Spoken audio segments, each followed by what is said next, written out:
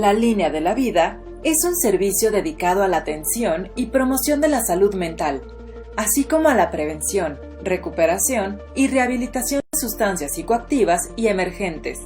Nuestro objetivo es brindar atención personalizada a toda la población, sin distingos, incluido todo el personal de salud que en este momento en particular necesita todo el apoyo que les podamos brindar durante los 365 días del año. El apoyo es multicanal, vía telefónica, redes sociales y presencial, de manera profesional y con calidez.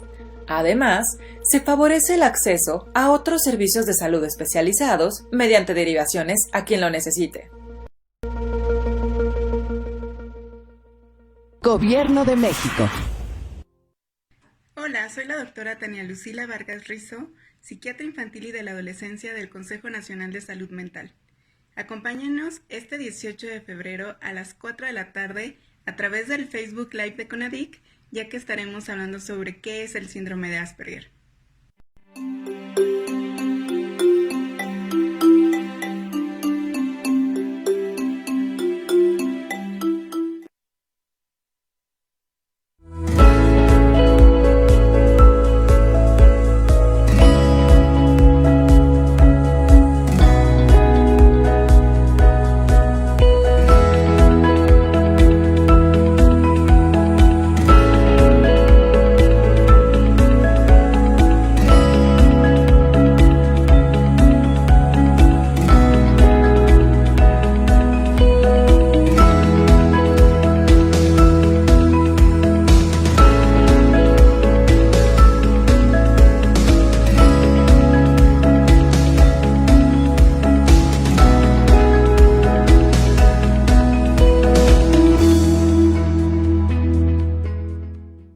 Juntos por la Paz, CONADIC. Gobierno de México. ¿Han oído hablar del fentanilo? Es una droga narcótica sintética muy potente que se utiliza en todo el mundo para el laboratorio, para los quirófanos, para los pacientes con problemas de dolor, pero si lo utilizamos erróneamente, el fentanilo es prácticamente un veneno. Tiene una gran capacidad para generar dependencia, para generar sobredosis y para conducir a las personas a la conducta inyectora, que de por sí es muy problemático. Hay que defender el uso del fentanilo para la medicina y abatirlo por completo como droga lúdica en la población general.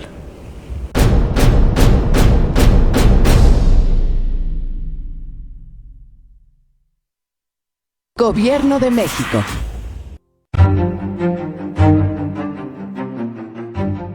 Las metanfetaminas, o también conocidas como cristal, son una sustancia de abuso que se ha distribuido ampliamente en nuestro país. El cristal o metanfetamina es una sustancia que por el precio cada vez es más barata porque se produce rápidamente, normalmente se hacen en laboratorios clandestinos, pero en México sabemos que hay un aumento.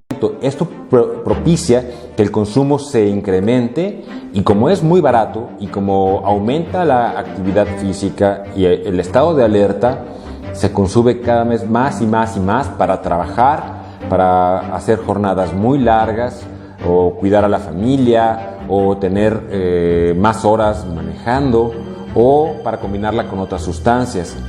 La metanfetamina es un riesgo importante para la incidencia de psicosis, especialmente durante la abstinencia después de dosis altas, para cambios en la nutrición, para cambios en el ciclo de sueño.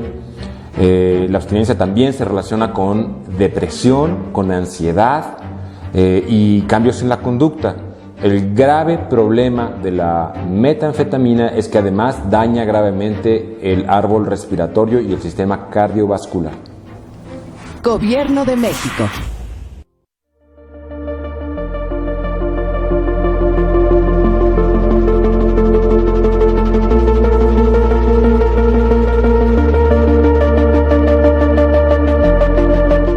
La Línea de la Vida es un servicio dedicado a la atención y promoción de la salud mental, así como a la prevención, recuperación y rehabilitación de sustancias psicoactivas y emergentes. Nuestro objetivo es brindar atención personalizada a toda la población, sin distingos, incluido todo el personal de salud que en este momento en particular necesita todo el apoyo que les podamos brindar durante los 365 días del año. El apoyo es multicanal, vía telefónica, redes sociales y presencial, de manera profesional y con calidez. Además, se favorece el acceso a otros servicios de salud especializados mediante derivaciones a quien lo necesite. Gobierno de México. Hola, soy la doctora Carmen Torres, médico pediopsiquiatra adscrita a los servicios de atención psiquiátrica y comisionada al Consejo Nacional de Salud Mental. Y el día de hoy hablaremos acerca del trastorno por déficit de atención e hiperactividad para que hablemos de mitos y realidades al respecto de este trastorno. Para empezar, hay que definir qué es el trastorno por déficit de atención e hiperactividad. Es un trastorno del neurodesarrollo. ¿Qué significa esto? Que intervienen factores genéticos principalmente, pero también ambientales para que se presente este trastorno.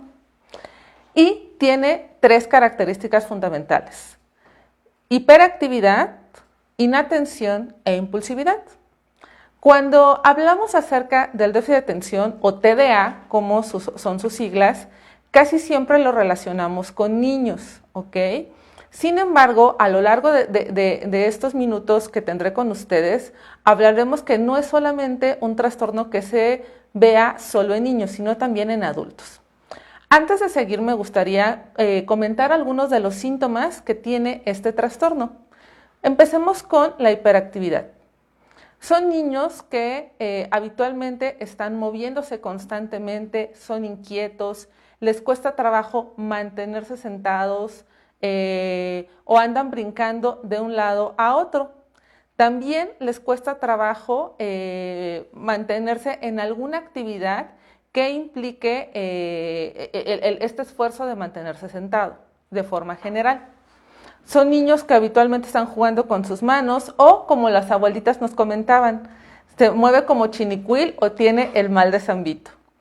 Muchas veces los papás los describen, es que tiene muchísima energía, todo el tiempo se está mueve y mueve y mueve. Estos pueden ser síntomas de hiperactividad del TDA. También tiene otros síntomas que son de inatención. Les cuesta trabajo poner atención a los detalles, llegan a ser descuidados, pueden tener dificultades para mantener la atención en una sola actividad. Muchas veces los papás me comentan cuando veo a un niño o una niña en la consulta, ¿cómo es posible que mi hijo tenga TDA si se la pasa horas jugando y ni siquiera parpadea? Esto tiene que ver porque un videojuego o un programa constantemente está cambiando el estímulo. Es decir, entra un personaje, cambian los colores, cambia el escenario. En cambio, si tiene una actividad monótona o repetitiva, como puede ser las clases, ahí es donde ya tiene dificultades para mantener esa atención. También pueden ser niños, niñas, adolescentes o adultos que les cueste trabajo poner atención a una sola cosa y que están pendientes de los estímulos alrededor.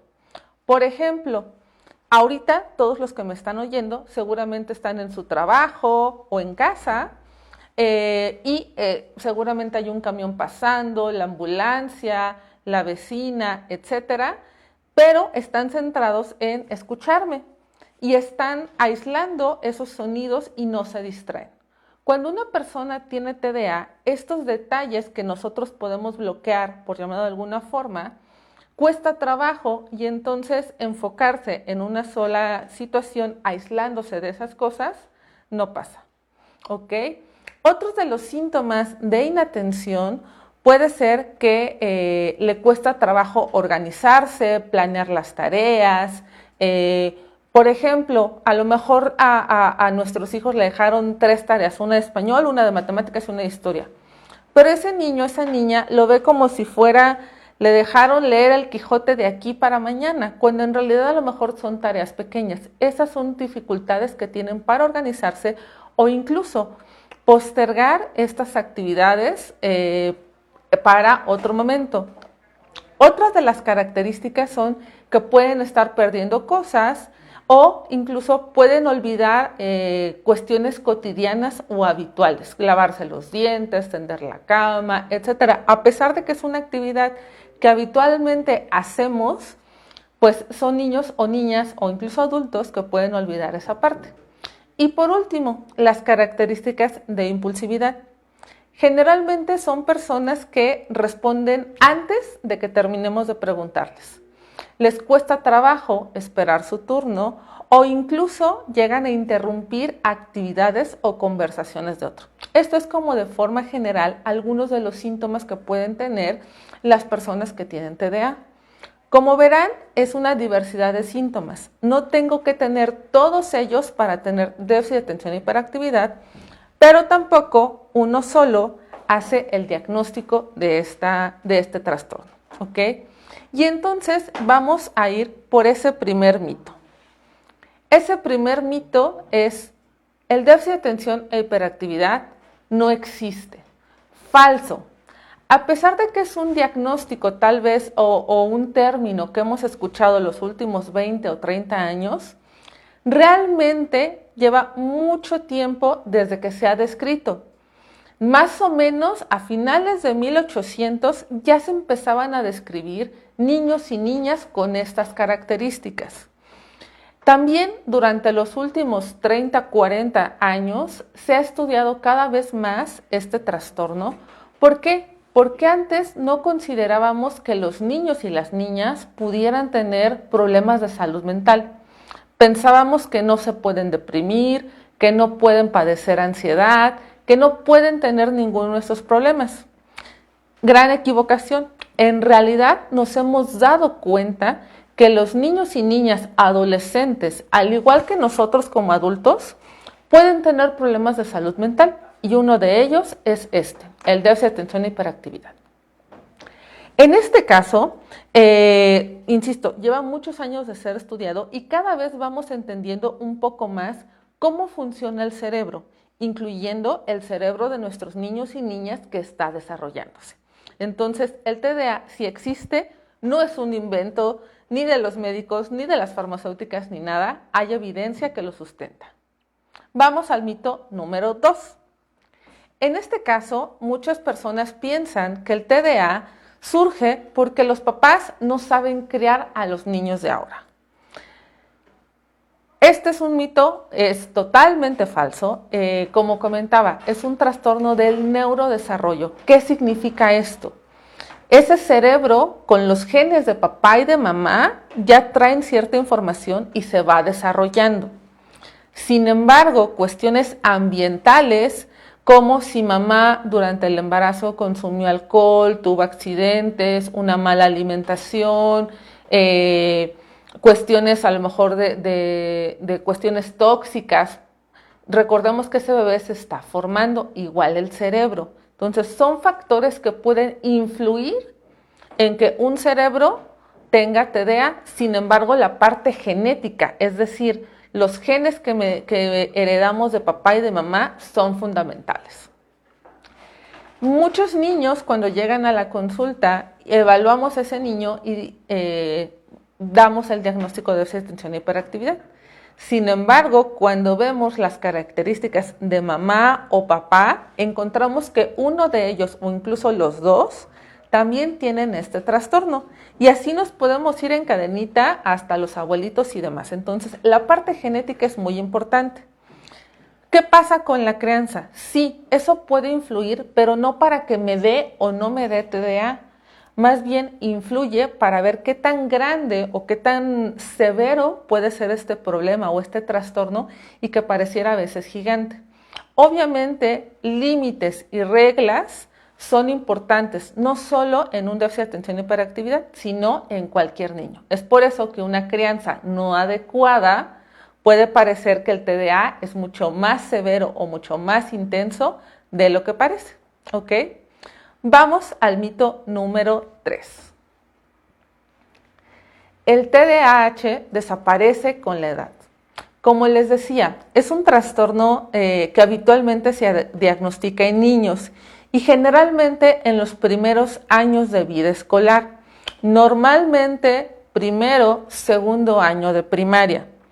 Sin embargo, muchos niños, por la severidad o por la gravedad, por llamar de alguna forma, del trastorno, puede tener algunas o muchas de las características que hablé al principio y que se presente cuando entra al kinder, por ejemplo, o a veces se presenta un poco más tarde, o más bien nos damos cuenta un poco más tarde. ¿Qué pasa con el TDA? Si yo soy un adulto que tengo TDA y les estoy comentando que les cuesta trabajo quedarse sentados y que a lo mejor andan brincando, pues yo como adulto no me voy a subir a la silla ni a la mesa, ¿no? A lo mejor estoy moviendo constantemente mis manos o los pies, que ustedes no logran ver en este momento, pero puede ser que yo tenga una manifestación del TDA con este movimiento, ¿no? Entonces, a lo que quiero llegar es que el TDA puede llegar a existir en la vida adulta. Muchas veces son niños que no fueron diagnosticados más bien adultos que no fueron diagnosticados cuando eran niños. Sin embargo, su desarrollo, sus características de personalidad, la forma en cómo fueron criados, les ha ayudado a sobrellevar las situaciones de la vida diaria, incluyendo que puedan tener una licenciatura, una maestría, un doctorado. Eso no está peleado con el TDA. Entonces, el TDA puede llegar en la época adulta y más o menos persiste en el 30 al 70% de las personas en adulto. ¿Por qué es importante atender un déficit de atención e hiperactividad de forma temprana? Porque puede ser un factor de riesgo para que tengamos otros trastornos, como ansiedad, depresión o incluso abuso de alguna sustancia psicoactiva. Entonces es importante atenderlo. Y otra, como adultos, pues obviamente no voy a andar brincando, aunque esté en la licenciatura, aunque esté en la maestría, ya generalmente ya tengo una formación y sé qué hacer, ¿no? Pero puede tener otras manifestaciones, desde la forma en cómo conduzco, los accidentes viales, problemas familiares, problemas laborales. Muchos adultos con TDA en la parte laboral son adultos que han cambiado de trabajo constantemente porque se aburren o divorcios constantes. Entonces es importante atenderlo porque causa gran sufrimiento, no solo cuando somos niños, sino también cuando somos adultos. Mito número 4. El TDAH solo se da en varones y solo cuando son muy inquietos. Falso. En realidad, este trastorno es tanto en mujeres como en varones. Se presenta más en varones, más o menos 4-1 por cada mujer. Sin embargo, también existe el déficit de atención y hiperactividad en mujeres. ¿Qué pasa? Normalmente los varones tienen síntomas de hiperactividad, es decir, este movimiento, esta parte de no poder sentados, movimiento constante, etc. Muchas veces los maestros, que son los primeros que se dan cuenta o que les hacen sospechar que puede tener un problema un niño o una niña, los mandan justamente por eso. Desorganiza el grupo, platica con todos, se para en momentos que no debe, distrae a la clase y entonces son los que reciben generalmente la intervención o el apoyo o la canalización a un servicio de salud mental.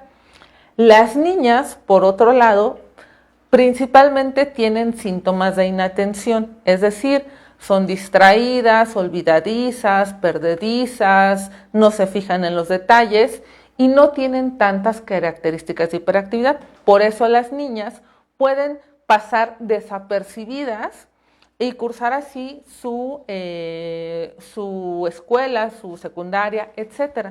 Sin embargo, es un trastorno que se presenta en ambos géneros. Entonces, es importante quitar esta falsa idea, ¿no?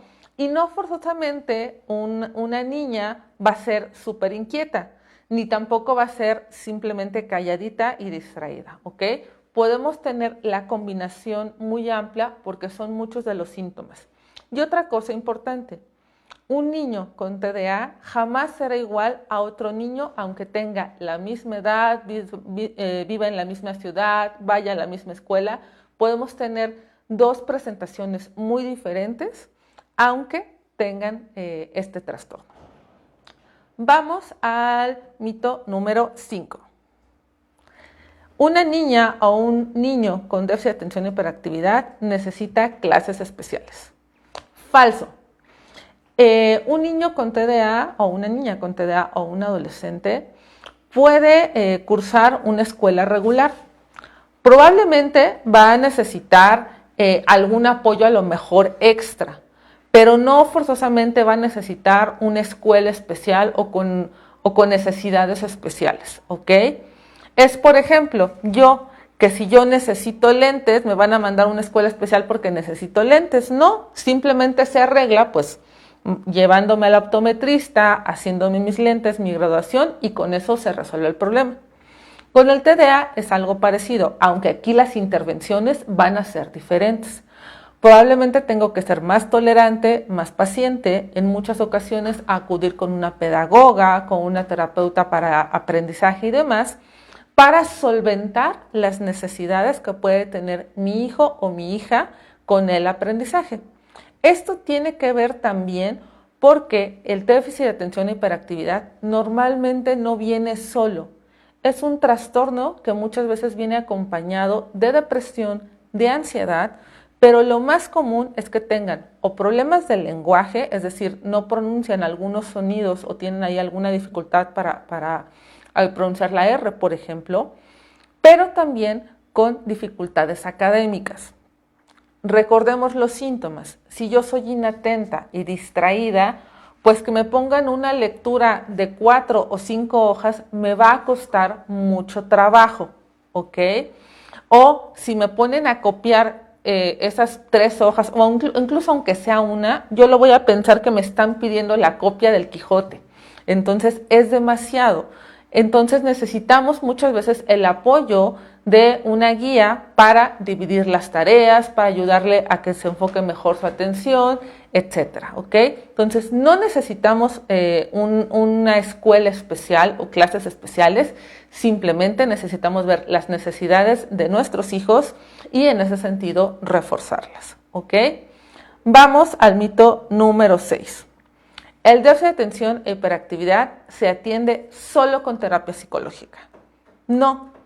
Como explicaba en un inicio, es un trastorno del neurodesarrollo, es decir, también el cerebro está involucrado y hay áreas del cerebro que no se desarrollaron al 100% y que necesitan otros apoyos.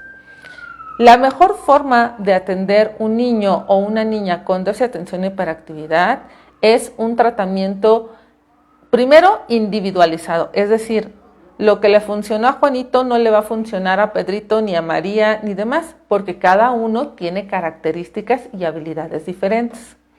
Por otro lado, tiene que ser multidisciplinario, es decir, muchos profesionales habitualmente tienen que atenderlo.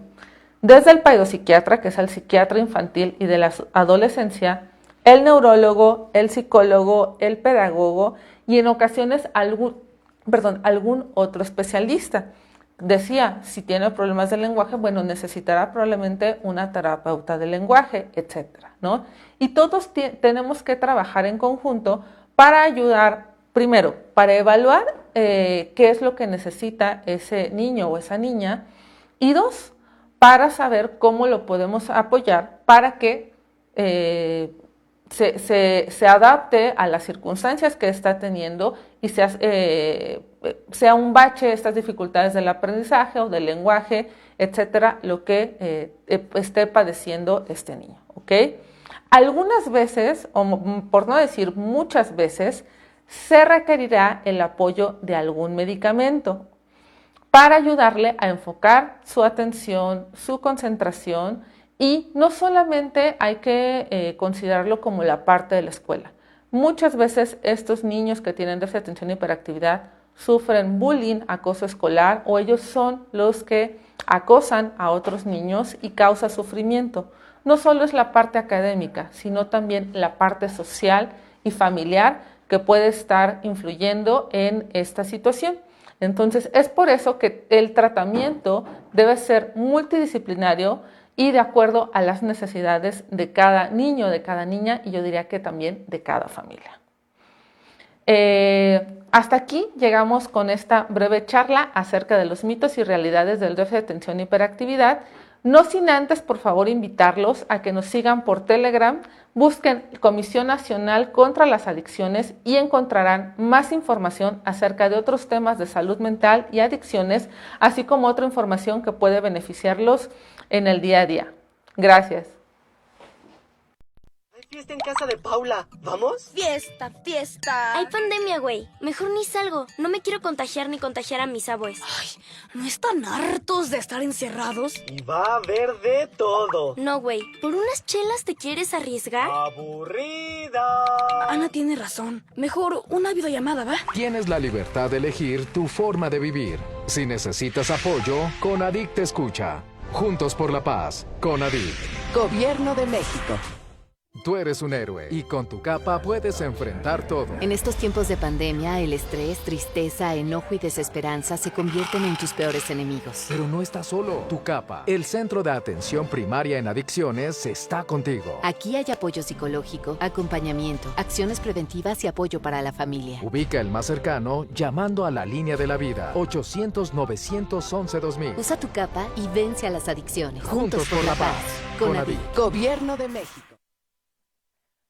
Tenemos algunas preguntas, vamos a resolverlas de una vez.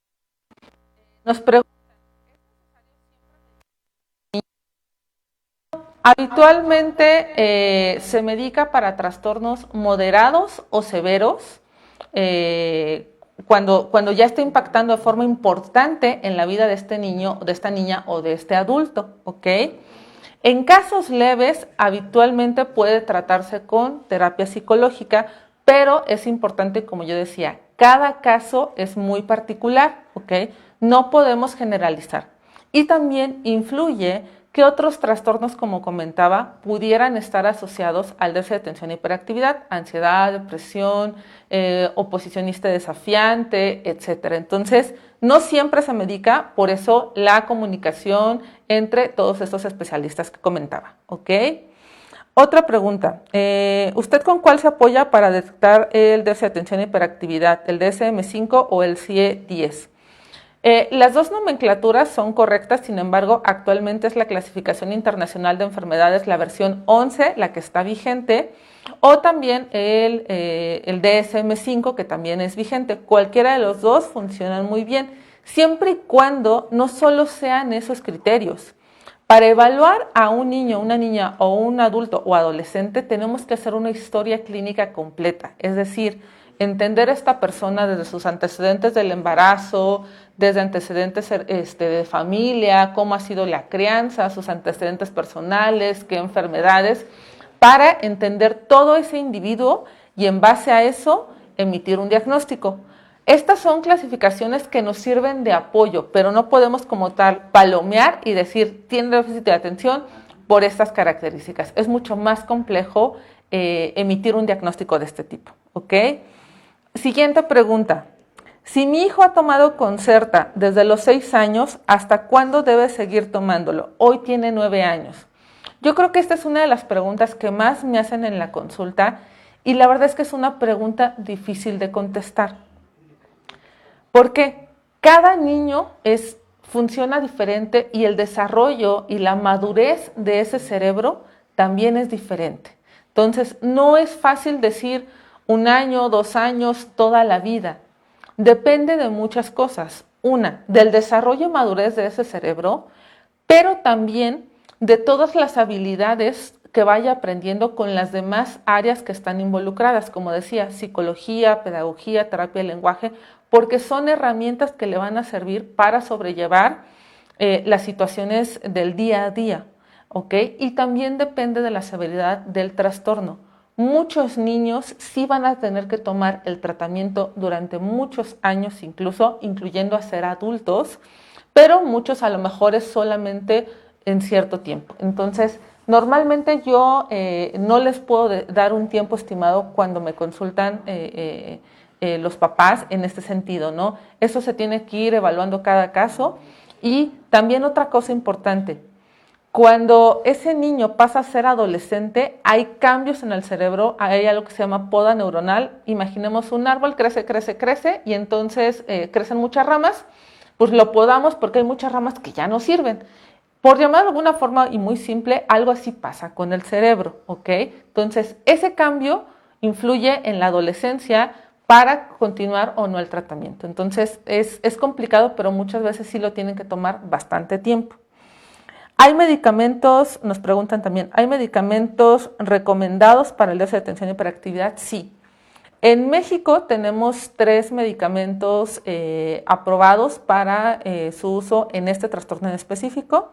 Uno es el metilfenidato, el segundo es atomoxetina y el tercero es lisdexanfetamina. Son los 3 medicamentos específicos para este trastorno. Muchas veces, dependiendo si hay, insisto, si hay otra situación adicional al trastorno, se pueden usar otros medicamentos a la par de estos, ¿ok?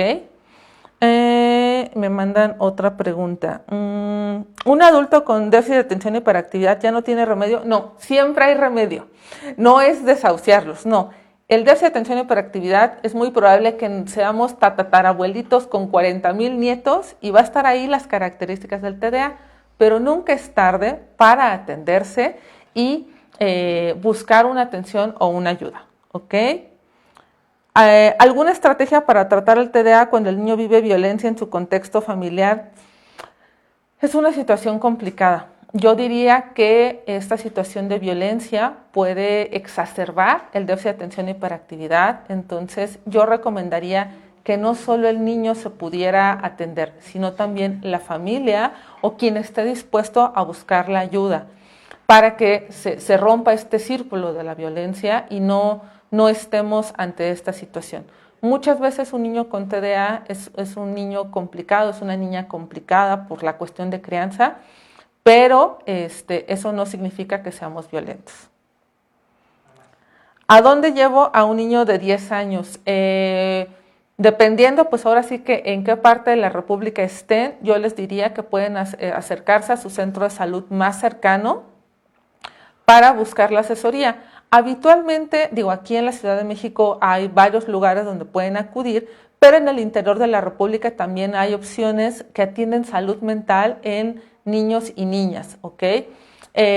Incluso, insisto, acérquense a su primer centro de contacto, a su centro de salud mental que pudieran tener o el centro de salud más cercano a su domicilio, ¿ok? Y bueno, pues de mi parte es todo y muchas gracias.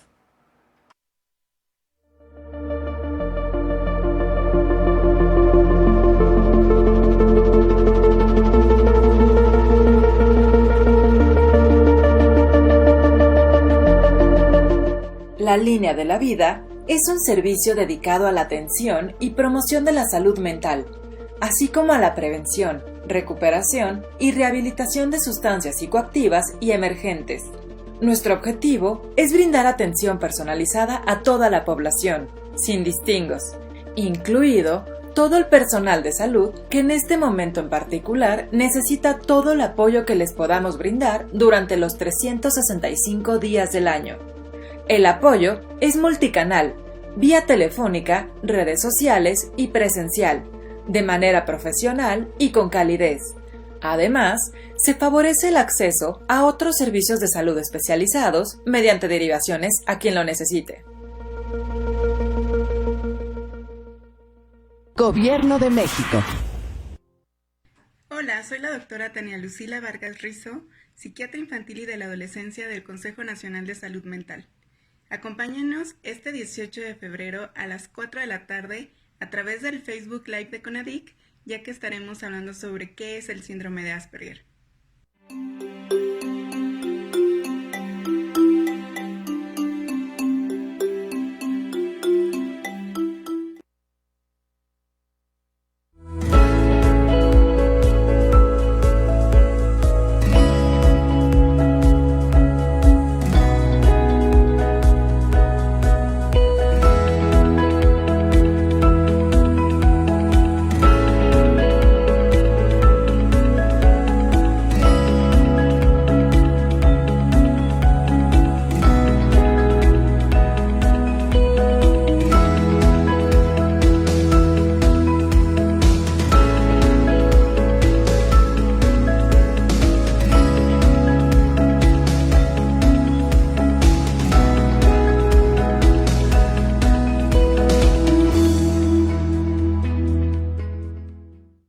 Juntos por la Paz, CONADIF. Gobierno de México.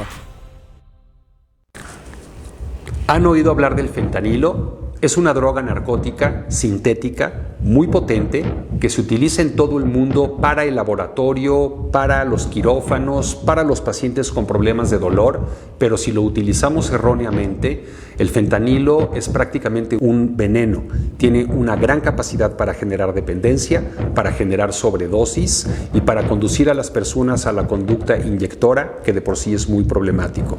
Hay que defender el uso del fentanilo para la medicina y abatirlo por completo como droga lúdica en la población general.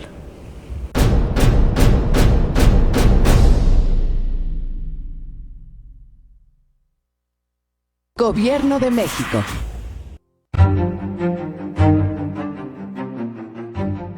Las metanfetaminas, o también conocidas como cristal, son una sustancia de abuso que se ha distribuido ampliamente en nuestro país. El cristal o metanfetamina es una sustancia que por el precio cada vez es más barata porque se produce rápidamente, normalmente se hacen en laboratorios clandestinos, pero en México sabemos que hay un aumento. Esto propicia que el consumo se incremente y como es muy barato y como aumenta la actividad física y el estado de alerta, se consume cada vez más y más y más para trabajar, para hacer jornadas muy largas o cuidar a la familia o tener más horas manejando o para combinarla con otras sustancias. La metanfetamina es un riesgo importante para la incidencia de psicosis, especialmente durante la abstinencia después de dosis altas, para cambios en la nutrición, para cambios en el ciclo de sueño. La abstinencia también se relaciona con depresión, con ansiedad y cambios en la conducta. El grave problema de la metanfetamina es que además daña gravemente el árbol respiratorio y el sistema cardiovascular. Gobierno de México.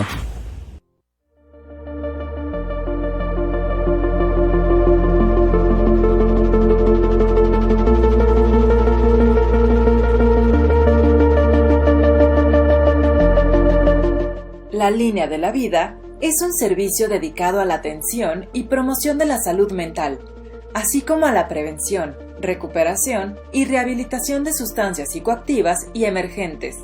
Nuestro objetivo es brindar atención personalizada a toda la población, sin distingos, incluido todo el personal de salud que en este momento en particular necesita todo el apoyo que les podamos brindar durante los 365 días del año. El apoyo es multicanal, vía telefónica, redes sociales y presencial, de manera profesional y con calidez. Además, se favorece el acceso a otros servicios de salud especializados mediante derivaciones a quien lo necesite. Gobierno